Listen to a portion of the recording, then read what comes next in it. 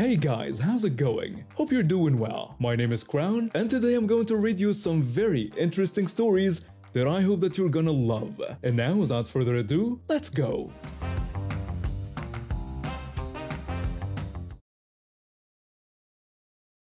About a week before all this went down, I had just gotten out of the hospital after the worst 2 weeks of my life.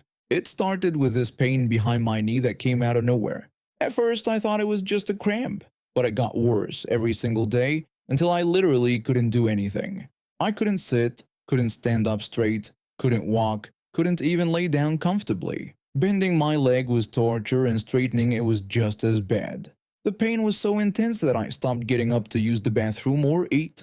I just laid in bed wincing every time I had to move, even a little bit. My family was freaking out because this all happened so suddenly. I hadn't fallen or hurt myself in any way that would explain it. When I finally went to the hospital, the doctors were completely baffled. They did a CT scan and an MRI, and that's when they found this massive lump behind my leg.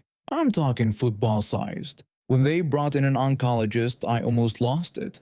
I was terrified they were going to tell me I had cancer. Turns out the lump was just a fatty tumor, nothing dangerous according to the surgeon. But the real problem was that somehow I had torn tendons and ligaments in my leg, which is what was causing all that pain. The doctors couldn't figure out how it happened since I hadn't injured myself. They said the swelling would go down in a few weeks and my leg should heal naturally without surgery. When I got discharged, they gave me hydrocodone for 3 days because the pain was still pretty bad. But that stuff is strong and addictive, so they only give you a little bit. After that ran out, I've been taking Tylenol, since it's the strongest thing you can get without a prescription. I had to use a walker at first, but now I'm down to just a walking cane. I still need it though because there's always a chance I could fall, and I'm not taking any risks. The thing is, my leg hurts if I stand still for too long, so I have to keep it either completely still while lying down or keep moving by walking around. Standing in one spot is the worst. Anyway, 2 days ago, I was getting pretty tired of just sitting at home doing leg exercises in bed and waiting for my dad to bring me my pain medication. My dad and I have had kind of a rocky relationship over the years, so I thought it would be nice to spend some time together and also keep my leg moving by going with him to the pharmacy. When we got there, I decided I wanted to grab some snacks while I was at it. I told my dad about my plans so he wouldn't have to follow me around slowly while I shopped. I suggested he could go across the street to the supermarket to get some groceries while I took my time in the pharmacy. He thought that was a good idea, so we split up. I grabbed a basket and slowly made my way around the store picking up my snacks and pain medication. Then I headed to the front counter to check out. That's where I met this entitled jerk and his kid.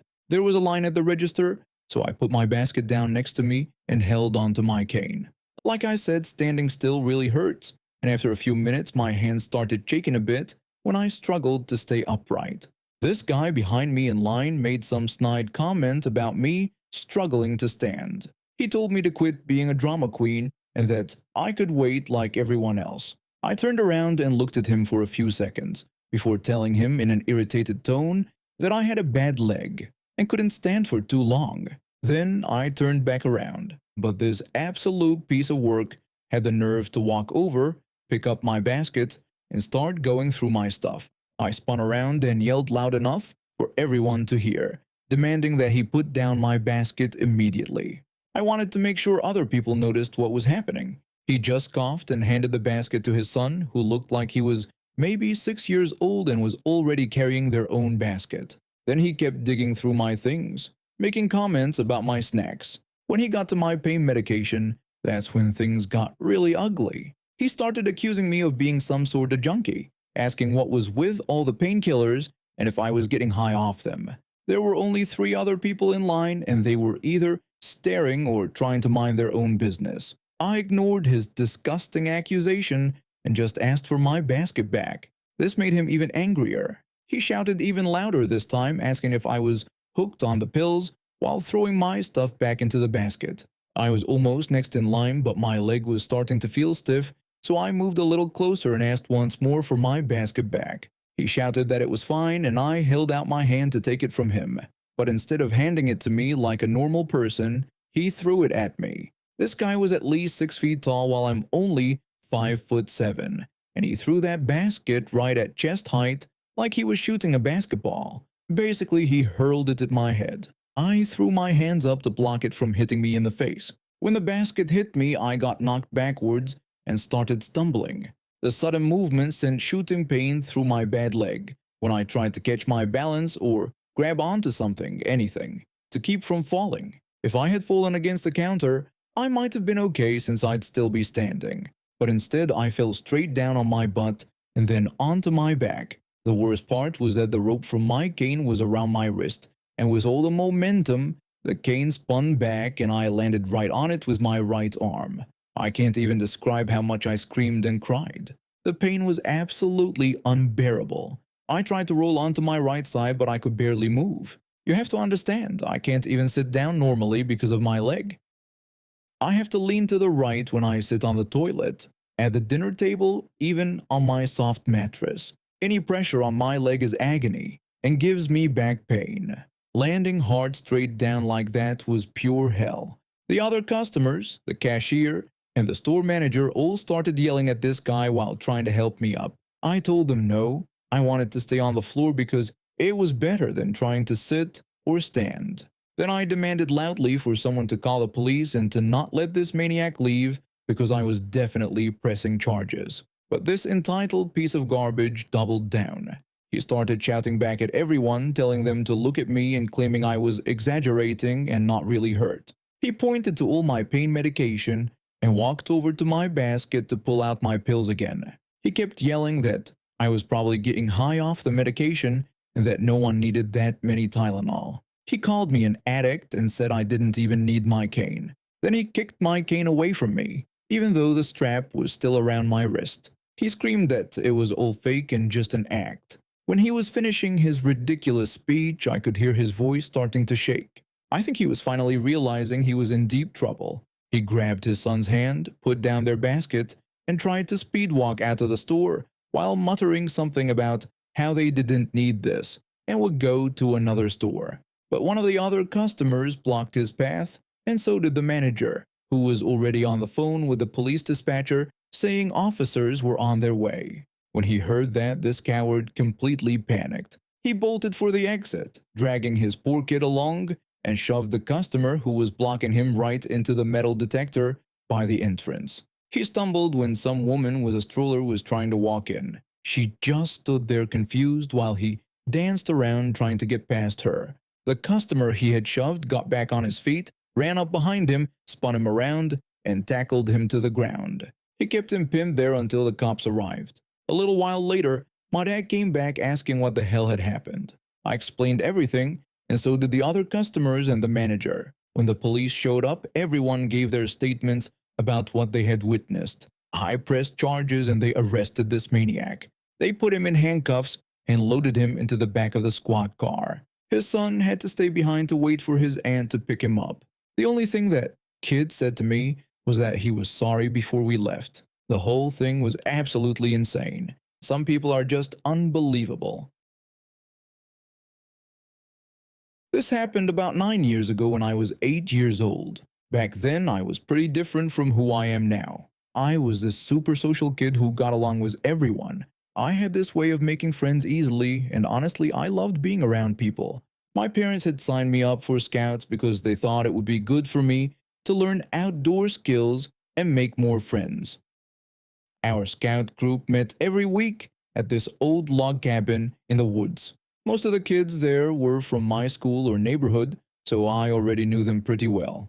We'd do all the usual Scout stuff like knot tying, hiking, and learning about nature. The group was pretty tight-knit, and we all got along great. Well, almost all of us. There was this one kid who was just different, not in a good way. He was loud, aggressive, and seemed to think the rules didn't apply to him. He'd pick fights with the smaller kids, make the girls uncomfortable with his weird comments, and basically made every meeting unpleasant for everyone. At first, I thought maybe he had some kind of special needs or something, so I tried being extra nice to him. I figured if I could be his friend, maybe he'd chill out and stop being such a pain to everyone else. The kid wasn't special or misunderstood. He was just a straight up bully who enjoyed making other people miserable. It took me a few weeks to figure this out, but once I did, I started getting fed up with his behavior just like everyone else. The breaking point came during one of our regular meetings. I can't remember exactly what he did that day, but it was probably his usual routine of either picking on the younger kids or bothering the girls in our group.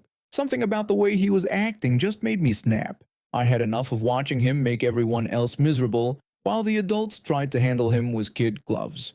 I walked right up to him and let him have it. I yelled at him about his behavior and told him exactly what I thought about how he was ruining things for everyone. I expected him to either start crying or try to fight me like he usually did with other kids, but instead something weird happened. He just stopped whatever he was doing and went completely quiet. For the rest of that meeting, he sat in the back corner of our cabin and just stared at me. Not in a sad way or an angry way, but in this creepy, calculating way that made my skin crawl. It was like he was planning something and I was going to be the target. The next week came around, and everything seemed normal at first. We were doing some kind of craft project that required a lot of concentration, so everyone was focused on their work. Everyone except him, of course. Instead of participating, he decided to run around the cabin like a maniac. Our troop leader was doing her best to get him to calm down and sit with the rest of us, but that just seemed to make him more hyper. He was practically bouncing off the walls, making noise and disrupting everyone's work. That's when he noticed the door to the smaller log cabin that was attached to our main meeting room. I was sitting pretty close to that side cabin, so I could hear everything that happened next. He went inside and at first it was quiet. Then I heard him make some kind of excited noise like he had found something interesting. He started whispering for me to come over, calling my name repeatedly. At first I ignored him. I figured whatever he was up to, I didn't want any part of it. But he kept calling for me and honestly, my curiosity got the better of me. What could he possibly have found in there that was so interesting? So like the dumb kid I was, I got up and went to see what he wanted. When I asked him what was going on, he told me he had something to show me. I found him at the back of the small cabin with his back turned to me. Part of me was actually hoping that maybe he wanted to apologize for being such a jerk to everyone. I was already imagining how I'd tell my friends about it later. I asked him what he had there, calling him buddy and trying to be friendly. He turned around slowly and I could see this twisted grin on his face. He asked me if I could see what he was holding, but I couldn't make out what it was in his hand. I told him I couldn't see it and asked if he could bring it closer. He said sure in this creepy, excited way, and that's when I saw it. A knife with a dull red handle, and he was holding it like he knew exactly how to use it. He asked me again if I could see it now, with this sick smile on his face. I think I said something like, "Oh no," or "what the heck," and then I ran. I could hear him laughing behind me like some kind of maniac when I bolted out of that cabin. I ran straight into the main cabin and tripped over my own feet, landing hard on the floor. This got our leader's attention real quick. She looked around and noticed that the problem kid was missing, and I was on the ground looking terrified. She asked me what was wrong and where he was. I told her that he had a knife and was trying to hurt me. She asked me what I meant, and I explained that he was trying to gut me with it. It took her a second to process what I was saying, but once it clicked, she was furious. She stormed into the side cabin while my friends gathered around me, asking what happened. Before I could explain, we all heard her screaming at him. She was yelling about how he had no right to threaten someone with a knife. He tried to defend himself by saying he was just showing it to me, but she wasn't having any of it. She told him he had no business holding a knife without supervision and that he could have hurt himself or me. When he tried to make more excuses, she cut him off and told him to get outside and wait for his mom to pick him up. She came back into the main cabin and told one of the other adults to watch us while she went outside with him to wait for his mother. According to what I heard later, his mom was just like him. She actually tried to tell our leader that I was probably the one who started trouble and that I was the problem. At the time, my friends and I just laughed about it. If I'd known she was planning to come after me the next week, I wouldn't have been laughing. The following week, me and my friends were hanging out on this wooden bridge structure in front of our meeting cabin. We were just messing around, playing tag, doing the usual kid stuff, when this car pulled up. This woman got out, and I could see the problem kid in the back seat crying his eyes out. She demanded to know which one of us had bullied her son. I told her it was me, and she immediately started yelling at me, calling me the one who had bullied her darling child. I was confused and asked her what she meant. When I realized she was his mom, I explained that her son had tried to slice me with a knife. She refused to believe me, insisting that he would never do such a thing. Then she went off on this ridiculous rant about how wonderful her son was. Every word that came out of her mouth was complete nonsense. She claimed he was a gentleman, even though he spent half his time harassing the girls in our group. She said he was great at school, even though he couldn't pay attention for more than 30 seconds, and later turned out to be a terrible student in high school. She bragged that he had more friends than any of us, even though he had managed to turn everyone in our scout group against him.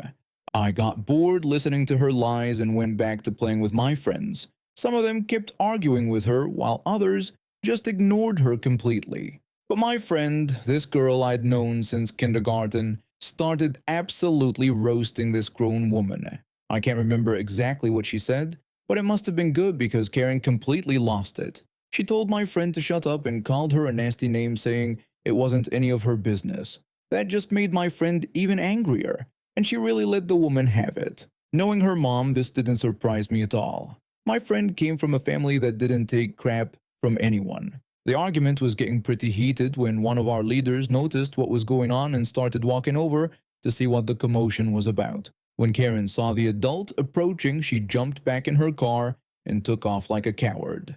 When the leader asked us what happened, we told him everything.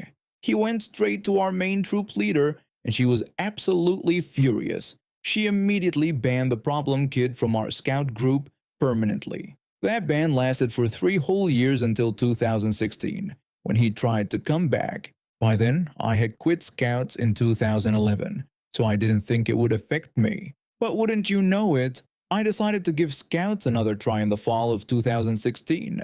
And guess who was there waiting for me? The same jerk, now older but apparently no smarter. I work at this local gas station making pizzas, heating up hot dogs, restocking the shelves with frozen junk. The job itself isn't bad, but my boss tries to find reasons to write people up over the smallest stuff. I guess he thinks it makes him look like a tough manager or something. I've had a few run-ins with him before where he tried to pull some power trip nonsense, and each time I found a way to turn it back on him. You'd think he would have learned by now, but apparently not. This latest incident really takes the cake though. It all started on a Thursday morning. I was rushing to get the kids ready for school and myself ready for work when I missed a step going down my stairs. I went tumbling down hard and landed right on my side. The pain in my ribs was immediate and intense. I could barely breathe for a few minutes. I checked the time and realized I had less than 2 hours before my shift started. I tried calling around to see if anyone could cover for me, but nobody was available on such short notice. I didn't want to leave my co-workers hanging, especially since we were already short-staffed that week. So I dragged myself to work, moving like an old woman. I was about 9 minutes late clocking in because every step hurt like hell. When I saw my boss, I explained what happened and apologized for being late. I told him about falling down my stairs that morning and how badly my ribs were hurt. I explained that I had tried to find someone to cover my shift but couldn't reach anyone on such short notice. His response was completely cold. He brushed off my explanation and said I was still late regardless of what happened.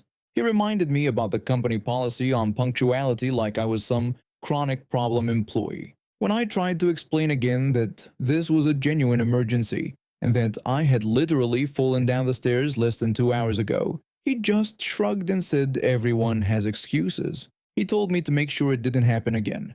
I was stunned. No concern for my well-being, no acknowledgement that I came in despite being injured.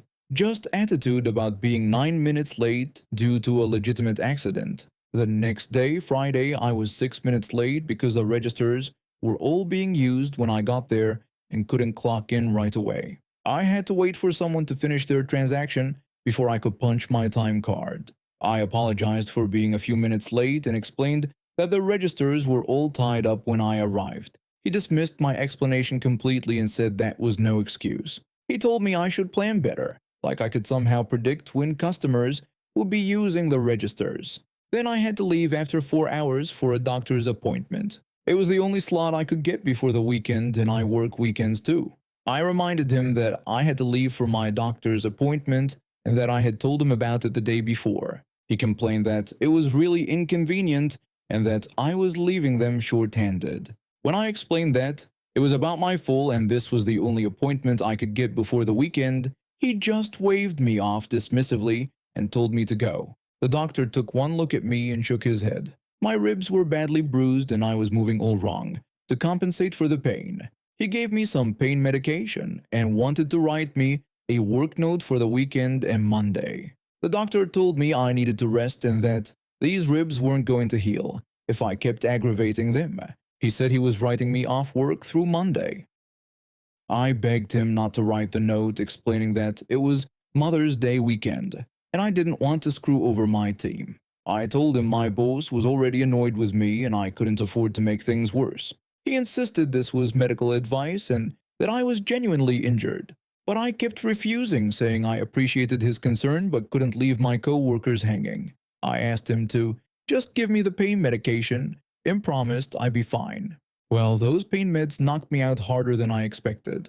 After I got the kids off to school on Saturday morning, I fell asleep on the couch. I woke up 5 minutes before I was supposed to be at work. I immediately texted both my manager and the kitchen person who was working, explaining that I was running late due to the medication from the doctor, but promising I would be there before 11 when the kitchen person's shift ended. I made it there in time, but I could tell everyone was annoyed, even though I had given them a heads up and hadn't left anyone stranded. Monday morning, my boss called me into his little office area. He told me we needed to talk and announced he was writing me up for excessive tardiness and leaving early. I asked if he was serious, reminding him that I had fallen down the stairs and was injured. I told him I had explained exactly what happened each time. He replied coldly that company policy was company policy and pointed out that I had been late 3 times and left early once. He called it a pattern of behavior. I asked him how he could call it a pattern of behavior when I had a medical emergency. He said everyone has personal problems, but that doesn't mean work policies don't apply to me. I reminded him that I had come in injured because I didn't want to let the team down, and that I could have taken a doctor's note but chose not to. He just said I should have thought about that before being late. He handed me the write-up form to sign. I was furious but signed it anyway because I needed the job. When I walked away, I realized just how stupid I had been. Here I was, trying to be the good employee, working through an injury and getting punished for it anyway. That's when I decided to go back to the doctor. Tuesday morning, I finished my 2-hour shift putting away the frozen deliveries. Every box I lifted sent pain shooting through my ribs, but I gritted my teeth and got through it. Then I drove straight to the doctor's office. I told the doctor I needed to share something with him.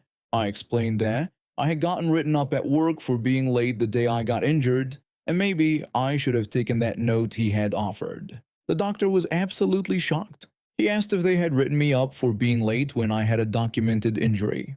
I asked him about that work note again, wondering if he could make it a bit longer this time, maybe until the following Monday. He immediately agreed and said frankly, I wasn't healing properly because I had been working. He warned me that if I didn't take this note, he was calling my boss himself. I assured him I was definitely taking it this time. I drove straight from the doctor's office to work and walked into my boss's office with the biggest smile on my face.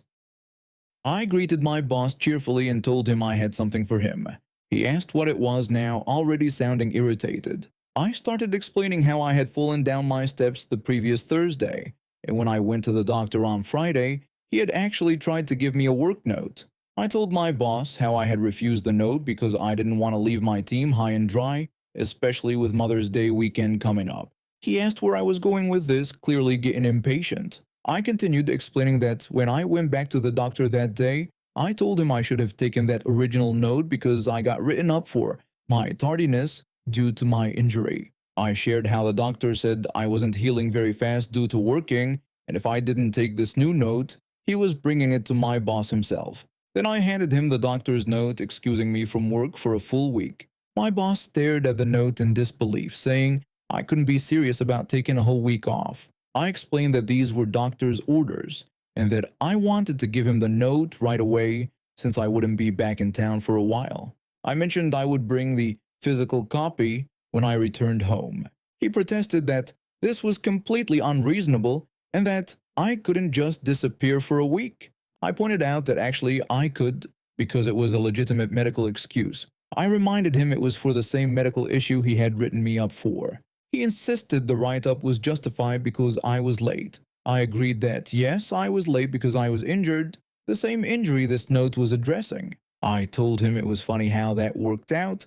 He realized he had backed himself into a corner. If he tried to fight the medical note, he'd have to explain why he wrote up an injured employee. If he accepted it, he'd have to deal with being short-staffed for a week right after giving me grief about leaving early for medical appointments. He finally gave in and said fine, but insisted this better be the last time. I assured him not to worry, explaining that I was learning to take better care of myself. I suggested that maybe next time I would just take the doctor's note right away instead of trying to be helpful. When I walked out, I heard him talking under his breath about difficult employees. I smiled. This was the third time he had tried to mess with me over petty stuff, and the third time it had backfired on him spectacularly. I spent that week actually resting and healing like I should have from the beginning. My ribs finally started feeling better, and I came back to work refreshed and pain-free. When I returned, my boss barely made eye contact with me. I think he finally realized that his little power trips weren't working out the way he planned. And now we have reached the end of today's stories. Thank you for watching, and see you next time.